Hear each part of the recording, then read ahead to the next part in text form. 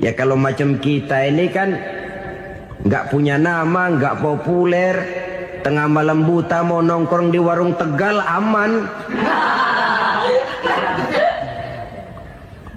Tapi pangkat, jabatan, kedudukan, popularitas menyebabkan kita diikat dengan berbagai macam peraturan. Cuma mandi sama ke WC saja yang nggak dikawal.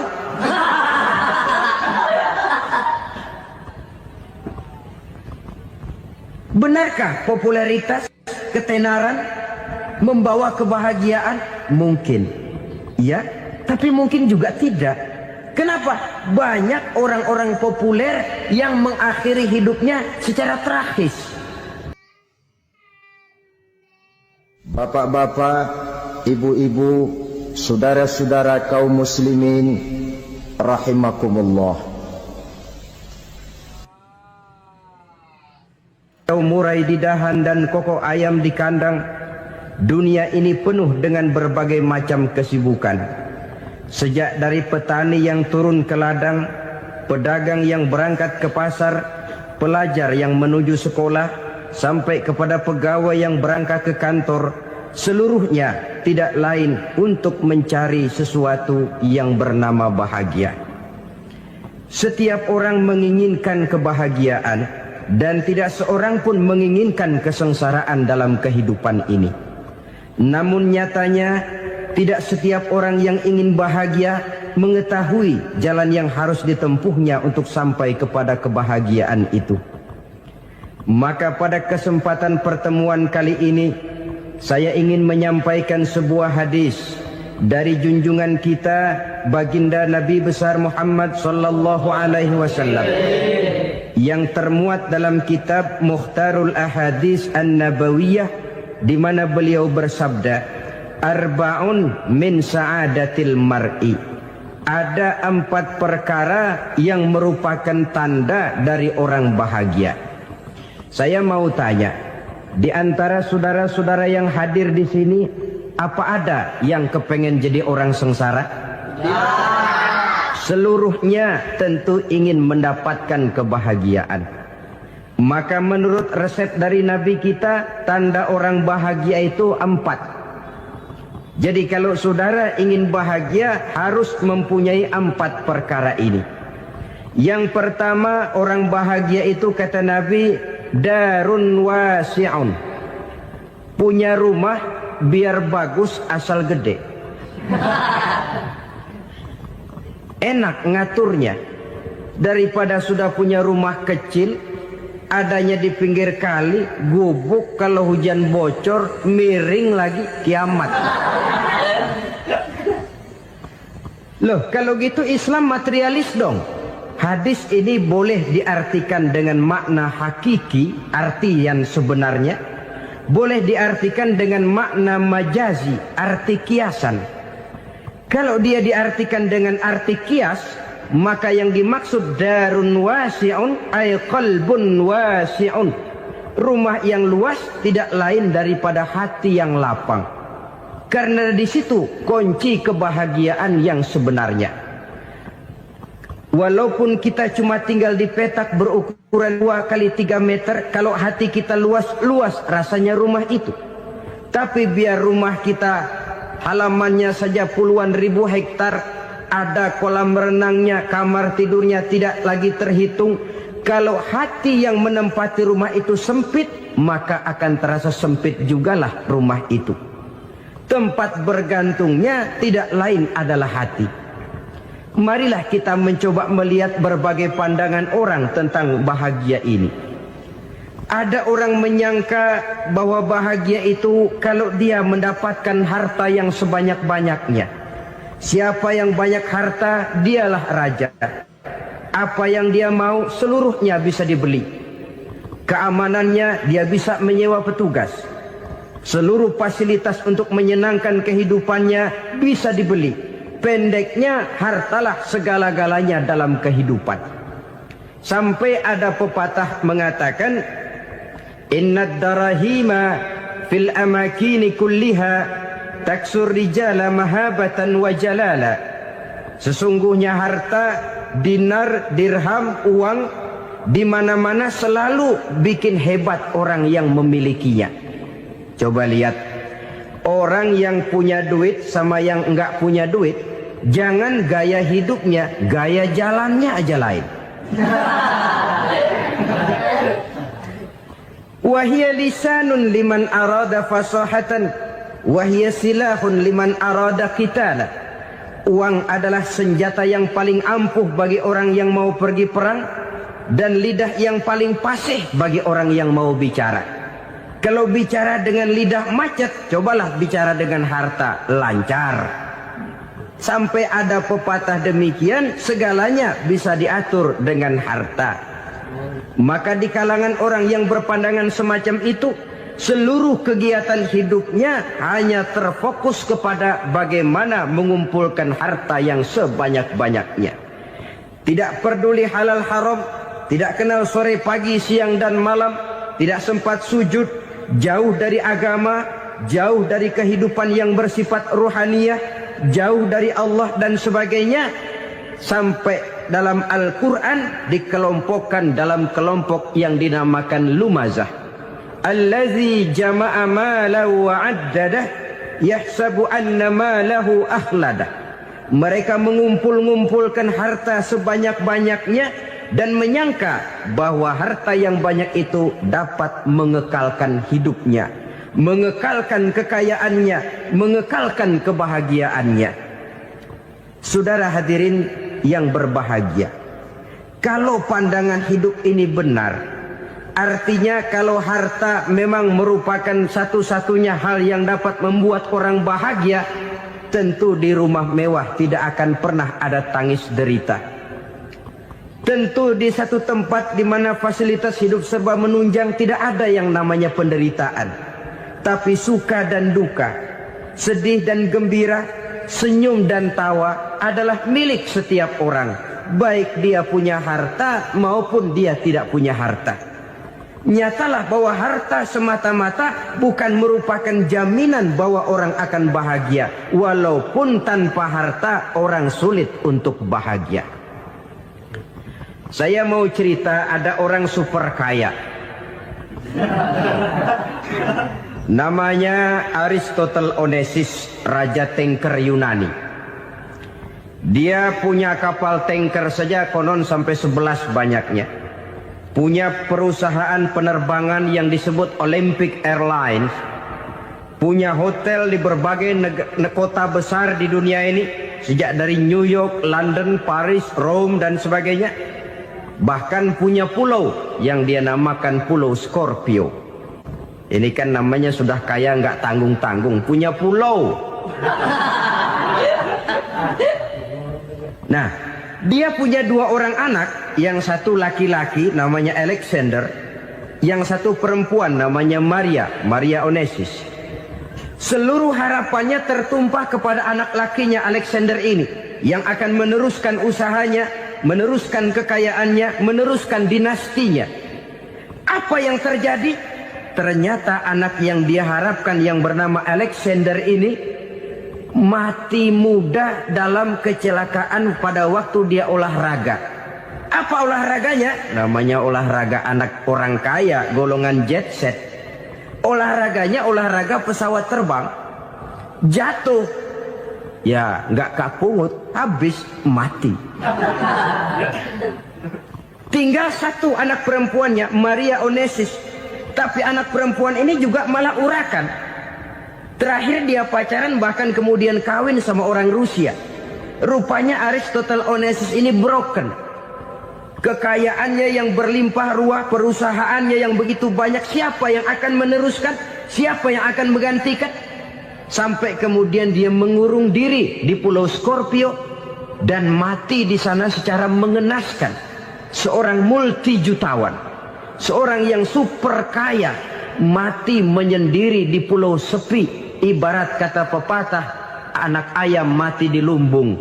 Bukan kekurangan makanan, keurugan makanan. Begitu kehidupan Aristotle Onassis. Dan banyak orang-orang yang sudah demikian kaya sampai dibingungkan oleh kekayaannya sendiri. Telusurilah kehidupan David Rockefeller misalnya, Henry Ford misalnya, Adnan Khashoggi misalnya. Multi jutawan yang kadang-kadang dibuat keder oleh kekayaannya sendiri. Pantas ketika Imam Ali ditawarkan orang, "Ya Ali, kalau kepadamu disuruh pilih ilmu atau harta, kau pilih mana?"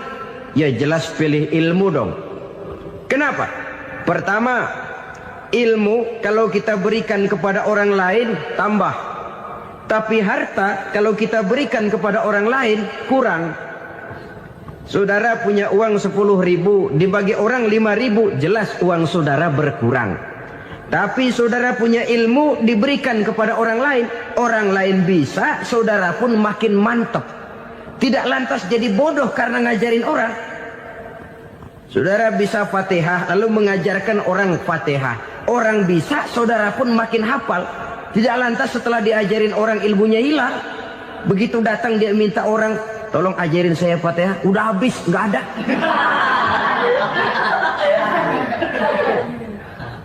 Yang kedua kata Imam Ali, ilmu menjaga kita. Kalau harta kita yang harus jaga. Makin banyak ilmu makin terpelihara diri seharusnya. Tetapi makin banyak harta makin bingung kita jaganya. Sampai kadang-kadang kalau perlu seluruh keliling rumah dipasangi alarm. Belum cukup disewakan anjing besar-besar, pasang di depan pintu, awas anjing galak. Masih belum cukup juga cari centeng tukang-tukang kepruk jaga rumah. Masih terasa belum aman padahal rumahnya dikelilingi tembok besar. Di balik tembok ada pintu-pintunya tebal.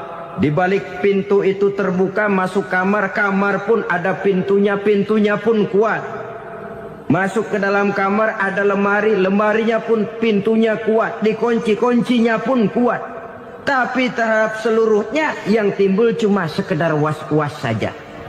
Kesimpulannya sekali lagi, tanpa harta orang memang sulit untuk bahagia. Tapi harta semata-mata tidak merupakan jaminan orang akan bahagia. Dengan hati yang luas, itu modal utama untuk mencapai kebahagiaan hidup. Orang yang hatinya luas, saudara-saudara, punya hati yang lapang, melihat kenyataan hidup ini, dia bersyukur senantiasa kepada Allah. Lantas tidak timbul hasud dan iri hatinya. Oleh karena itu, jiwanya selalu lapang. Kalau tidak, cupik hati namanya. Dangkal pandangan, tidak senang melihat orang lain dapat nikmat, dan itu sering dijadikan contoh. Kalau orang yang lapang dada, dia lihat tetangganya beli TV baru, dia berkata, "Alhamdulillah ya, tetangga kita beli TV, mudah-mudahan kita bisa ikut nonton." Lapang dadanya. Tapi orang yang sempit hati, lihat tetangga beli televisi, meriang. Enggak diapa-apain, meriang. Besoknya dengar tetangga beli motor, makin sakit, ke rumah sakit. Lalu di rumah sakit dengar tetangganya beli mobil, mati. Disiksa oleh perasaannya sendiri. Orang kalau hati sudah sempit dalam hidup, kemanapun dia pergi, sempit rasanya medan kehidupannya. Kemudian kita melihat juga ada orang yang menilai bahwa bahagia itu katanya kalau punya kedudukan yang tinggi, pangkat yang agung, wibawa yang besar.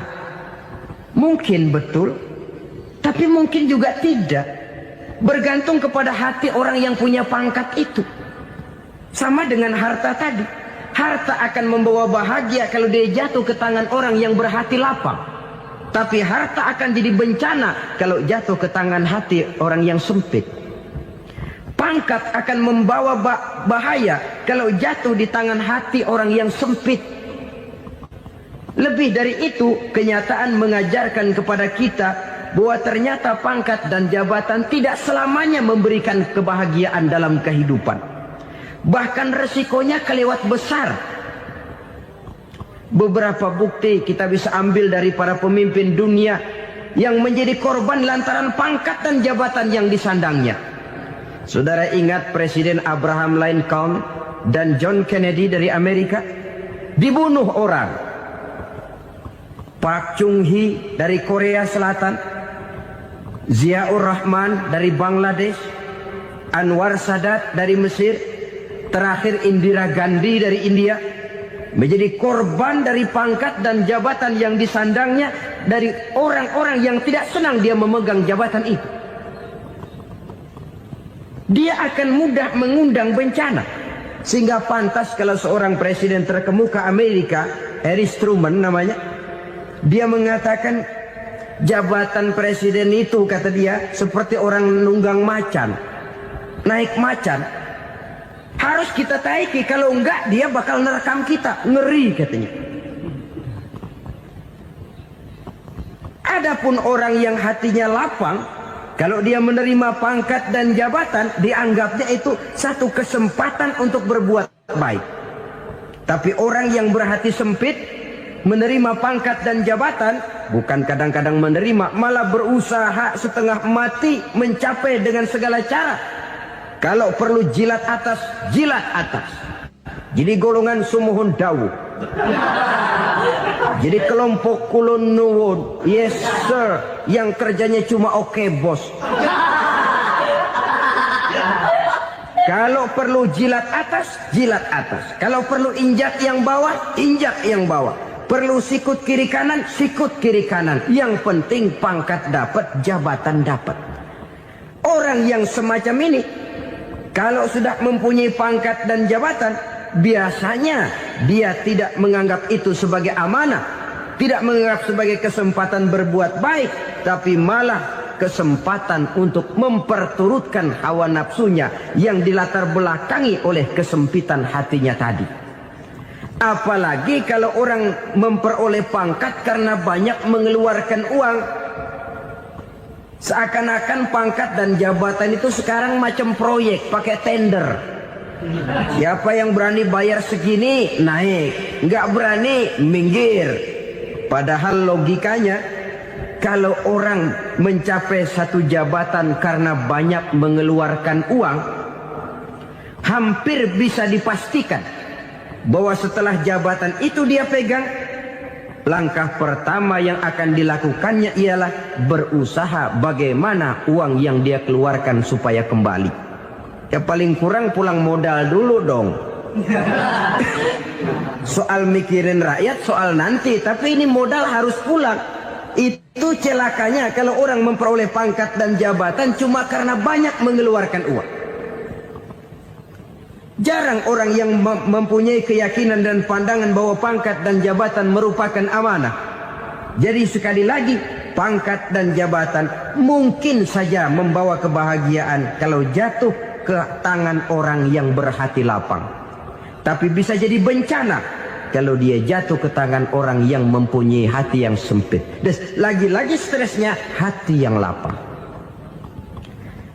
Lalu sebagian orang, saudara, ada yang berpandangan katanya bahagia itu kalau jadi orang terkenal, mempunyai popularitas, menjadi idola di kalangan remaja, di kalangan orang tua, di segala lapisan masyarakat. Padahal makin populer orang, makin terikat dia. Ya kalau macam kita ini kan nggak punya nama, nggak populer, tengah malam buta mau nongkrong di warung Tegal aman. Tapi pangkat, jabatan, kedudukan, popularitas menyebabkan kita diikat dengan berbagai macam peraturan. Cuma mandi sama ke WC saja yang nggak dikawal.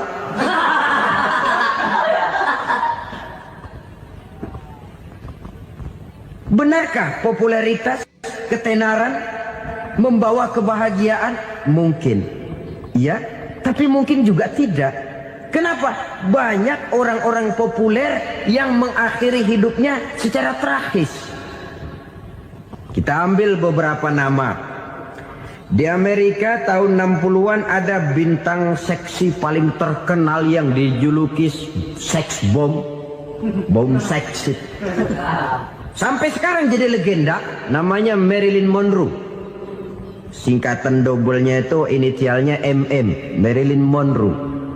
Terkenal, top Sampai dia mati tahun 62, namanya sekarang masih saja dibicarakan orang. Kenapa dia bunuh diri? Tidak punya hartakah dia? Banyak. Kurang populerkah dia? Seluruh dunia mengenalnya. Sejak rakyat kecil sampai pejabat tinggi dia punya hubungan. Kenapa? Jenuh. Dia terlahir dalam keadaan yatim. Setelah itu tidak lama dia berangkat remaja, ibunya meninggal. Pindah dari wanita asuh ke wanita asuh sampai 12 orang ibu angkatnya.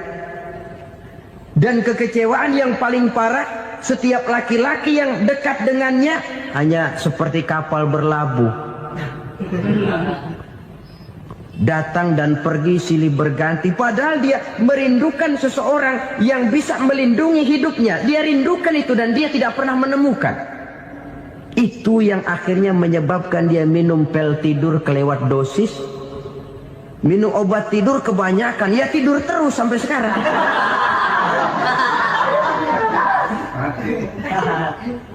Dia mengakui, saya telah memiliki ketenaran, tapi saya tidak pernah hidup dalam ketenaran itu.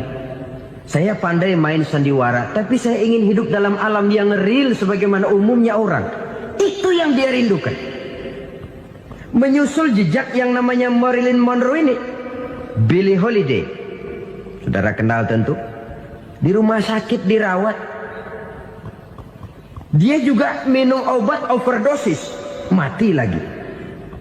Jimi Hendrix minum obat tidur overdosis kelewat batas, mati lagi. Lalu yang menghanyutkan diri di danau, Janis Joplin dan Brian Jones. Ini orang-orang populer, orang-orang terkemuka yang mengakhiri hidup secara tragis. Bukan karena tidak terkenal, mungkin karena sudah saking terkenalnya. Contoh paling belakangan, Bruce Lee. Wah, ini tukang-tukang kepruk tentu kenal siapa dia. Sampai sekarang pun tabir kematiannya masih merupakan misteri. Dan yang masih hidup juga menunjukkan gejala yang aneh. Michael Jackson, rumahnya di Beverly Hills itu dijaga sedemikian rupa. Dan dia selalu curiga kepada setiap makanan. Harus steril, bersih dari segala macam kimia. Kemana dia pergi? Itu tukang-tukang kepruk sudah selalu menjaga dan mengawal. Dan dia seakan takut menunjukkan mukanya yang asli. Hingga kalau tampil ke tengah di luar show, dia kadang memakai pakaian yang tidak menunjukkan dia yang sebenarnya. Takut dikenali orang. Ternyata popularitas sering jadi momok yang meracuni kehidupan manusia. Oleh karena itu, benarlah junjungan kita pada saat beliau mengajarkan orang akan bahagia kalau dia mempunyai hati yang lapang. Nah, sekarang masalahnya untuk mendapatkan hati yang lapang caranya bagaimana? Kita kembali kepada konsep Quran. Allah mengajarkan, ala inna bi dzikrillahi tatmainnul qulub. Ketahuilah bahwa dengan banyak mengingat Allah, hati akan tenang, jiwa akan lapang. Dengan kata lain, dekat dengan agama, merasakan kehadiran Allah dekat dalam hidup. Itu muara pertama untuk mencapai hati yang lapang. Ala inna bi dzikrillahi tatmainnul qulub.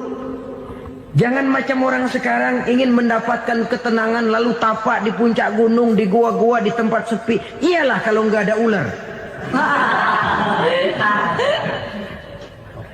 Kalau tergigit ular berbisa, ketenangan belum, mati jelas itu.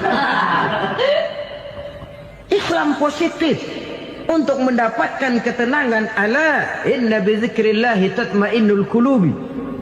Bahwa ketahuilah bahwa dengan banyak mengingat Allah, hati akan tenang, jiwa akan lapang, nuansa pikiran akan luas. Karena yang namanya bahagia ada dimanapun manusia berada. Di kampung ada bahagia, di kota ada bahagia. Di ngarai, di lembah, di gunung, di hutan, di lautan, di angkasa luar. Dimanapun bahagia itu ada kalau kita bermodalkan hati yang lapang ini. Dan hati akan lapang kalau kita dekat dengan agama. Dekat dengan harta buat sementara hati mungkin tenang. Tapi ketenangan yang relatif dan temporer. Apalagi orang tiap kali tambah harta, tiap kali tambah rencana. Itu wajar. Mungkin sebelumnya saudara berpikir, kalau punya duit 5.000 enak nih. Begitu punya duit 5.000, aduh sayang kalau 10.000 aja. Tiap kali tambah harta, tiap kali lain rencana. Makin banyak rencana, makin menjauhkan kita dari yang namanya ketenangan. Padahal ketenangan merupakan unsur utama untuk mencapai bahagia. Dan ketenangan itu bermuara dalam hati manusia. Tengoklah kehidupan ini. Orang yang banyak harta dengan orang miskin, berbedakah rasa sakit yang mereka tanggungkan? Rasanya tidak. Walaupun si kaya tidur di kasur empuk berselimutkan sutra mahal, sementara si miskin meringkuk di balai bambu yang keras dan kasar. Apabila maut datang, dia juga tidak pernah pilih bulu. Maut datang menjemput si kaya di singgasana keemasannya, dikelilingi oleh para pengasuh, dayang dan idang serta para pengawal. Dan maut pun datang menjemput si miskin papa, sehingga ia tergelepar di tepian jalan. Kedua-duanya bernama mati. Kalau nyata bahwa sakit yang ditanggung si kaya tidak beda dengan sakit yang ditanggung si miskin, bukan harta semata yang membuat orang bahagia. Hati yang tenang, jiwa yang lapang penuh kedamaian, karena banyak berzikir dan mengingat Allah, itu merupakan modal utama untuk mencapai sesuatu yang bernama bahagia.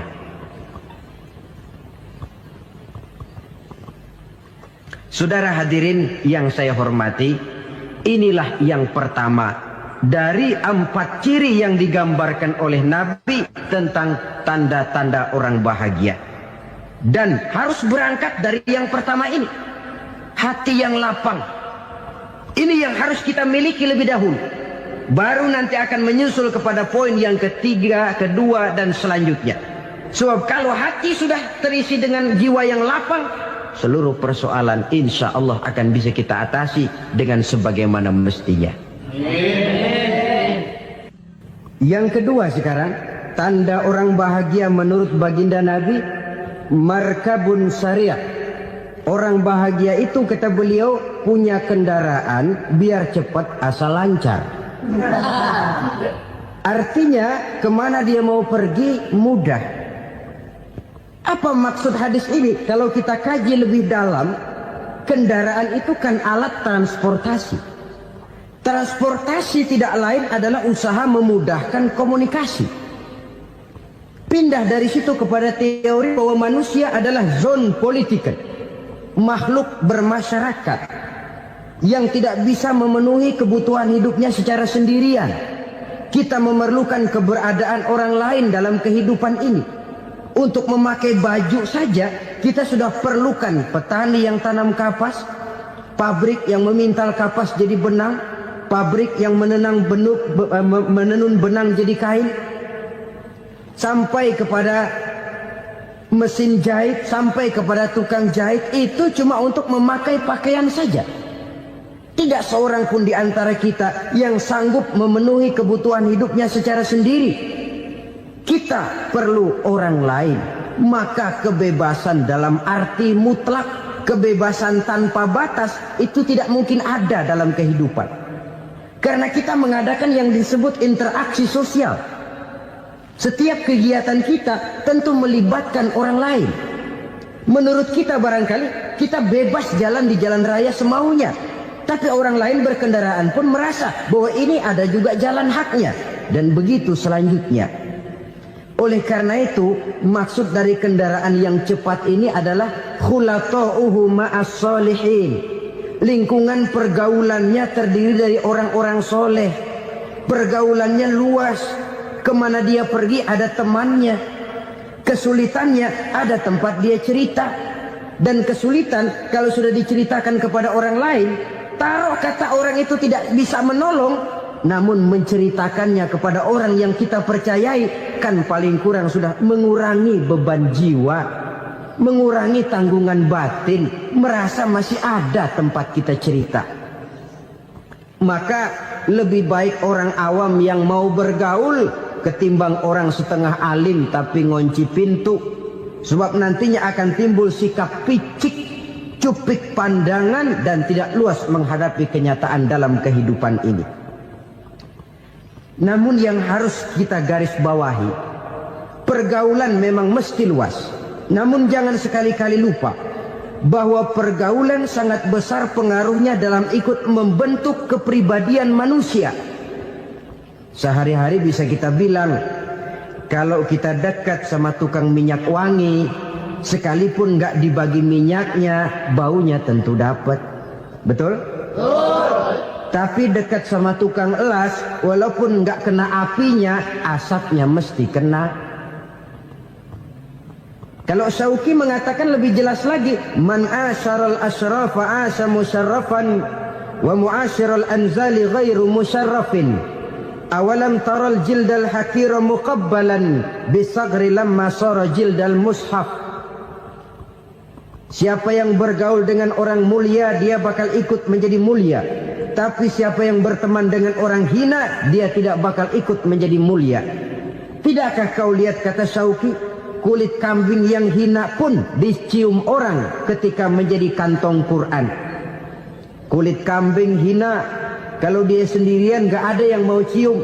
Tapi begitu dia bergaul dengan Quran, menjadi kantong Quran, dipakein minyak wangi, ditaruh di tempat yang tinggi, mau diambil dicium dulu, dibawa dengan penuh hormat dan hati-hati. Kulit kambing yang hina lantaran berteman dengan Quran, numpang mujur. Tapi coba lihat kalau kulit kambing berteman dengan kayu, jadi beduk, habis. Zohor dikemplang, asar dipukul. Itu pun sedikit saja, cuma salah milih teman.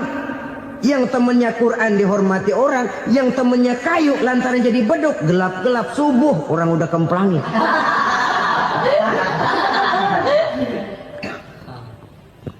Maka terutama kepada adik-adik remaja yang masih mencari identitas diri, yang ibarat kaset masih kaset kosong, mudah diisi oleh apapun, pandai-pandailah memilih teman dalam bergaul. Karena banyak orang yang tadinya baik-baik, ketika terseret dalam pergaulan dengan orang yang tidak baik, kebaikannya menjadi lentur dan luntur. Tapi berapa banyak bajingan-bajingan tengik, orang-orang yang berlumur noda dan dosa, tiap hari melakukan maksiat, namun bergaul dengan orang yang baik-baik, pada akhirnya sedikit demi sedikit beringsut dan berangsur dia terbiasa mengikuti kebaikan-kebaikan. Saya tekankan ini kepada remaja karena mereka masih mencari identitas diri. Apa yang mereka lihat mereka mau, apa yang mereka dengar mereka ingin tahu. Coba lihat kehidupan remaja. Pulang nonton film Rambo, pengen jadi Rambo, gagah, maunya belekai melulu. Pulang nonton film Superman, pengen bisa terbang. Pulang nonton India, nyanyi melulu. Wajar, mereka masih mencari identitas diri. Saya ini sebenarnya siapa? Lingkungan, pergaulan akan membentuk itu. Karena itu pandai-pandailah bergaul, karena ia sangat besar pengaruhnya dalam ikut membentuk kepribadian manusia. Apalagi sifat yang jelek lebih cepat menularnya ketimbang sifat yang baik. Sifat yang baik, watak yang soleh itu lambat sekali untuk menular. Tapi yang tidak baik, kan prosesnya mah kalau remaja biasanya mula-mula dengar. Karena dengar lalu pengen tahu. Karena pengen tahu lalu ngeliatin. Begitu ngeliatin kan pengen nyobain. Setelah nyobain ketagihan. Nah ini prosesnya. Yang namanya ganja, morfin, narkotik, awalnya kan begitu. Mula-mula dengar, katanya kalau sudah fly to the sky, sudah melayang ke langit katanya. Disitulah puncak kebahagiaan. Mulanya cuma dengar. Karena dengar pengen tahu. Karena pengen tahu lalu ngeliat, kumpul sama orang yang suka ngeganja. Setelah ngeliat, nah pengen ngerasain. Begitu ngerasain enak juga, ketagihan. Kalau sudah ketagihan jadi penyakit kronis, bisa merembet kepada yang lain. Iya, kalau orang tuanya mampu untuk beli morfin, beli ganja. Kalau tidak kan pikirannya ngayap. Jemuran siapa ya gue sabet. Timbullah perbuatan-perbuatan negatif yang bermula dari salah pergaulan. Apalagi buat adik-adik remaja yang tinggal di kota-kota besar, yang pengaruh budaya, pengaruh kesenian, pengaruh struktur kehidupan yang nampak makin individualistis, di mana persaingan tajam, tensi ekonomi tinggi, orang mudah mengalami stres. Pandai-pandailah dalam bergaul, sekali lagi, karena ia sangat besar pengaruhnya dalam ikut membentuk kepribadian manusia. Orang bahagia punya kendaraan yang cepat, artinya punya pergaulan yang luas, dan lingkungan pergaulannya terdiri dari orang-orang yang soleh. Kemana dia pergi ada teman, kesulitannya ada tempat dia cerita. Tapi kalau sudah menyendiri, hidup sendiri, kesulitan dipikiri sendiri, bisa mati belum waktunya. Tidak ada tempat berbagi rasa, tidak ada tempat bercerita, tidak ada tempat mengurangi beban dalam kehidupan. Pantas betul kalau Islam sangat menggalakkan dan menganjurkan orang kalau sudah sampai waktunya itu untuk melangsungkan nikah. Kata Nabi, ya ma'syaras syabab man istata'a minkumul ba'at falyatazawwaj. Hai para pemuda, kalau sudah mampu memberi nafkah, kawinlah, nikahlah kamu. Kenapa? Sudah ada teman hidup, tempat berbagi rasa. Kesulitan kalau ada tempat cerita akan lebih ringan ketimbang kita telan sendiri, walaupun bobot kesulitannya sama beratnya. Saudara-saudara kaum muslimin rahimakumullah, inilah ciri yang kedua, punya kendaraan biar cepat asal lancar. Kemana kita mau pergi gampang. Dengan kata lain, setelah hati yang luas, pergaulan yang luas. Dua. Yang ketiga sekarang, tanda orang bahagia itu menurut Nabi, misbahun mudhi'un, punya lampu yang terang. Oh, itu enggak problem. Sekarang sudah zamannya listrik masuk desa, Pak. Lampu sudah terang semua. Betul, kalau itu yang dimaksud. Tapi tidak cuma itu. Karena lampu yang dimaksud di sini, lampu yang akan menerangi seluruh perjalanan hidup. Dan perjalanan hidup itu sudah dimulai sejak kita terlahir ke alam ini, sampai masuk ke alam barzah, kumpul di padang mahsyar, sampai ke akhirat. Lampu yang menerangi itu yang diperlukan. Kalau lampu, katakanlah yang paling top sekarang kan lampu jenis Mercury. Taruhlah itu di rumah kita, dia cuma menerangi rumah kita. Menerangi hati pun tidak sanggup. Bila kita masuk ke alam barzah, alam kubur, sanggupkah si Mercury yang begitu terang menerangi alam barzah kita? Tidak sanggup lagi. Sanggupkah lampu yang ratusan watt, bahkan puluhan ribu watt menerangi kehidupan di padang mahsyar? Tidak akan sanggup lagi. Kalau demikian, yang dimaksud lampu yang terang di sini apa? Tidak lain amal soleh, kebajikan yang kita lakukan dalam hidup. Itu yang akan jadi lampu penerang. Di dunia nama kita akan terang. Jasad kita boleh hancur terkubur tanah, tapi nama kita akan dikenang orang. Begitulah kalau orang meninggalkan kebajikan dalam hidup seperti sekarang. Ribuan orang tiap saat berziarah ke kubur Imam Syafi'i, ke kubur Imam Malik, ke kubur Imam Ghazali, ke kubur orang yang baik-baik, orang yang soleh-soleh. Kebajikannya yang ditinggalkan, yang mengukir namanya dengan tinta emas.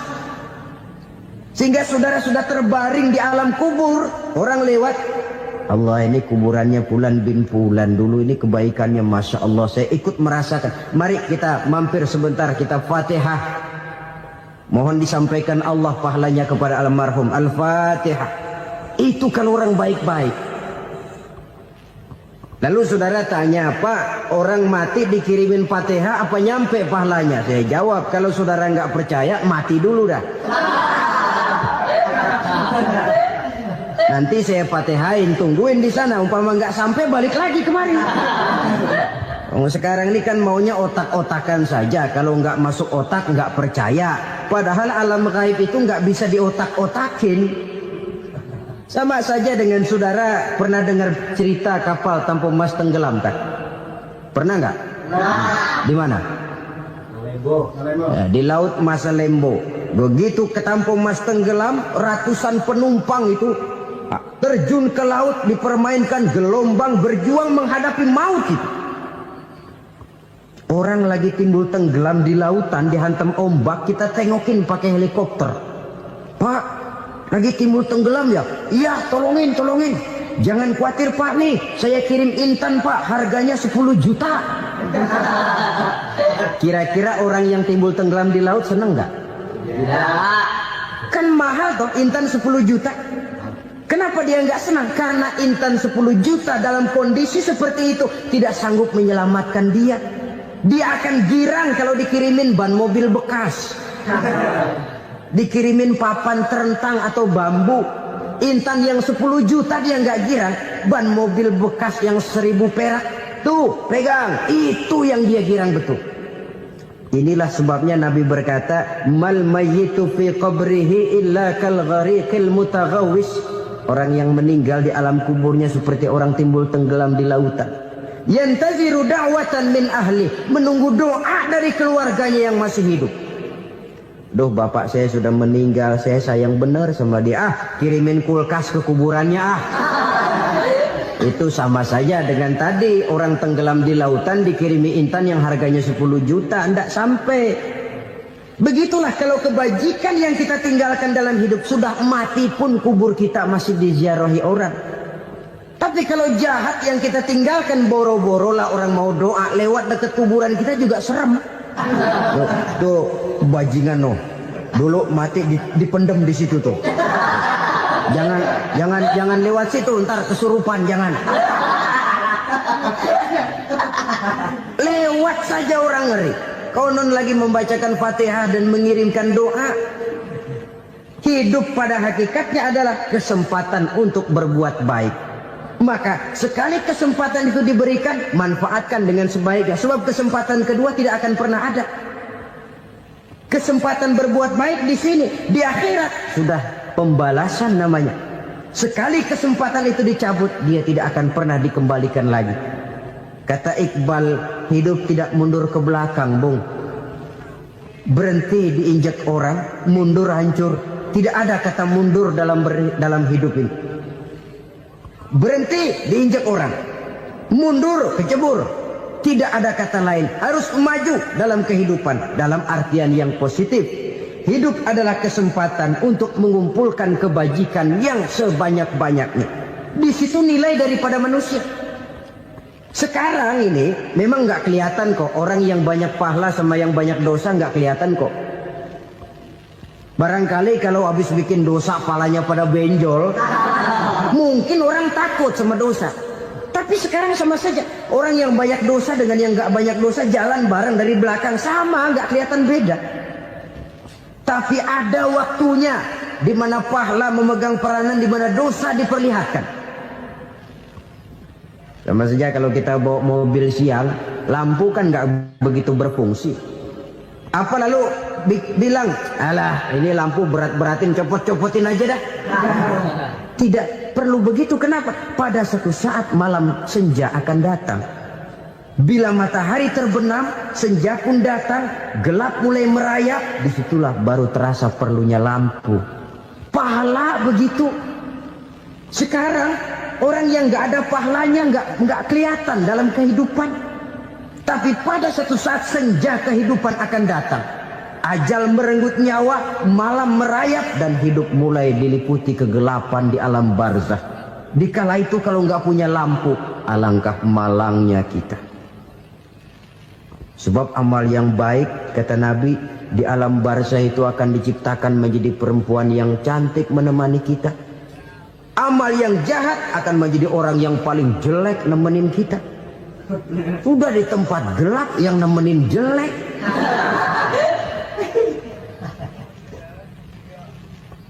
Kaum muslimin rahimakumullah. Kalau demikian masalahnya, tergantunglah kita pandai memanfaatkan waktu. Al-waktu kasayf. Waktu itu cepat sekali. Yang namanya waktu itu tahu-tahu. Tahu-tahu. Udah tahun 87. Tahu-tahu. Udah begitu. Tahu-tahu. Yang kemarin anak-anak, sekarang udah pada punya anak. Tahu-tahu saja itu. Begitu cepat waktu berlalu. Kalau tidaklah pandai kita memanfaatkannya, akan rugi kita. Nabi bersabda, "Man kana yaumuhu khairun min amsihi fahuwa rabih." Barang siapa yang hari ini lebih baik daripada hari kemarin, itu orang untung. Hari ini lebih baik daripada kemarin. Bulan ini lebih baik dari bulan kemarin. Tahun ini lebih baik dari tahun kemarin. Itu orang yang beruntung. Tahun kemarin sembayangnya maghrib doang, sekarang udah tambah isya. Tahun kemarin cuman Idul Fitri aja ngancem bener, sekarang udah tambah Jumat, lalu tambah lagi maghrib, tambah lagi isya, dan selanjutnya. Hari ini lebih baik daripada kemarin, itu orang yang beruntung. Wa man kana yaumuhu mislu amsihi fahuwa khasir. Lalu barang siapa yang hari ini sama saja dengan hari kemarin, itu orang rugi. Hari ini sama dengan kemarin, rugi itu. Bulan ini begitu, bulan kemarin begitu. Tahun ini begitu, tahun lalu juga begitu. Rugi itu orang. Rugi apa? Rugi umur. Umur tambah, amalan gak pernah tambah. Dan saya pikir lebih merupakan azab ketimbang nikmat kalau orang dikasih panjang umur cuma untuk numpuk dosa. Mending mana? Panjang umur banyak dosa sama pendek umur dikit dosa? Mending mana? Mending mana? Ya, paling mending tentu panjang umur banyak pahala. Tapi kalau tidak, sekali lagi, lebih merupakan azab ketimbang nikmat kalau orang diberikan panjang umur tapi cuma untuk sekedar menumpuk dosa. Kehilangan kesadaran bahwa dunia bukan terminal akhir dari satu perjalanan. Dia cuma halte di mana kita berhenti sebentar untuk menuju kepada terminal yang hakiki. Saudara-saudara kaum muslimin rahimakumullah. Inilah lampu yang akan menerangi kehidupan. Amal yang kita lakukan di dalam kehidupan. Jadi yang dimaksud dengan lampu yang terang, kebajikan yang kita kerjakan dalam hidup. Nah, setiap orang di awal tadi saya bilang ingin bahagia. Bahagia itu kan hakikatnya kumpulan senang dan selamat. Senang, selamat. Apa bedanya? Senang tapi tidak selamat, nggak bahagia. Selamat tapi nggak senang, nggak bahagia orang.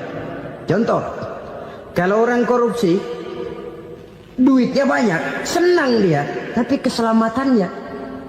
Ada tentara baris di samping rumahnya udah bingung, padahal tentara latihan. Tentara cuma latihan, dia bingung. Senang, tapi karena keselamatannya tidak terjamin, dia tidak bahagia.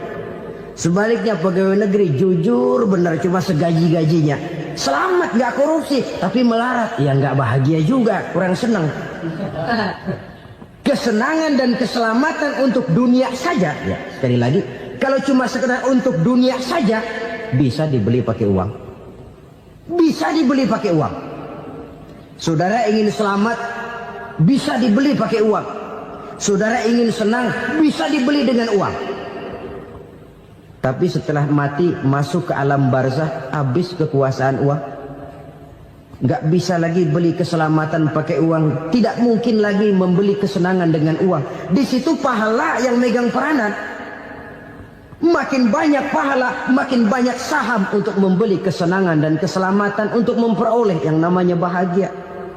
Dan jangan lupa loh, di alam barzah kita nggak sebentar menunggu datangnya kiamat. Loh iya, kalau kita begitu dikuburin terus kiamat datang, untung. Tapi kalau masih harus 1000, 2000, puluhan ribu tahun yang akan datang, dalam satu penantian yang begitu lama, tanpa saham untuk memperoleh kebahagiaan, satu kemalangan yang tidak ada pernah putus-putusnya. Janganlah tergelincir oleh kebahagiaan sebentar yang menipu dengan mengorbankan kebahagiaan hakiki yang berjangka panjang. Apa artinya senyum sejenak kalau harus ditebus dengan tangis seumur hidup? Biarlah kita minum jamu, pahit memang, getir memang, tapi kan besok badan sehat. Daripada sekarang minum sirup, manis memang, enak memang, tapi bibir pada jontor besok. Sirawan, batuk, nggak karu-karuan. Banyak orang tertipu oleh kesenangan yang sebentar, padahal laisa kullu ma yalma'u zahaban. Belum tentu semua yang berkilat itu emas. Belum tentu semua yang gemerlap itu intan. Karena itu, marilah manfaatkan kesempatan yang diberikan Allah ini untuk mengumpulkan kebajikan yang sebanyak-banyaknya. Yang terakhir sekarang, yang keempat, tanda orang bahagia kata Nabi. Zaujatun salihah. Orang bahagia itu tanda yang keempat kata Nabi, punya istri biar cakep asal taat. Sudah surga itu sudah. Cakep taat. Istri kayak gitu, kalau belum mati jangan dikuburin dulu. Sudah cakep taat lagi. Tapi kadang-kadang enggak, udah jelek ngadat melulu. Apa yang mau dipilih? Sebab itu Quran mengatakan istri pakaian untuk suami, suami pakaian untuk istri. Kenapa suami istri diibaratkan pakaian? Alangkah tingginya gaya bahasa Quran ini. Suami istri teman hidup, hidup perjalanan panjang. Sejak kita dalam rahim sudah ada hidup kan di sini. Sampai ke alam dunia, masuk ke alam barzah, kumpul di padang mahsyar, sampai menuju akhirat, itu perjalanan hidup. Carilah istri atau suami teman hidup yang membawa manfaat tidak hanya kehidupan di dunia ini, sampai di alam barzah, sampai di padang mahsyar. Suaminya mungkin meninggal lebih dulu atau istrinya mungkin meninggal lebih dulu. Tapi suami atau istri yang masih hidup berbuat kebajikan. Suami saya meninggal, ada hartanya, saya sedekahkan, niat pahala untuk almarhum suami saya. Ini teman hidup. Tidak dibatasi dan tidak bisa dipisahkan oleh maut sekalipun. Zohirnya mungkin pisah, badannya mungkin pisah, tapi hatinya, jiwanya, kebersamaannya dalam menghadapi kehidupan.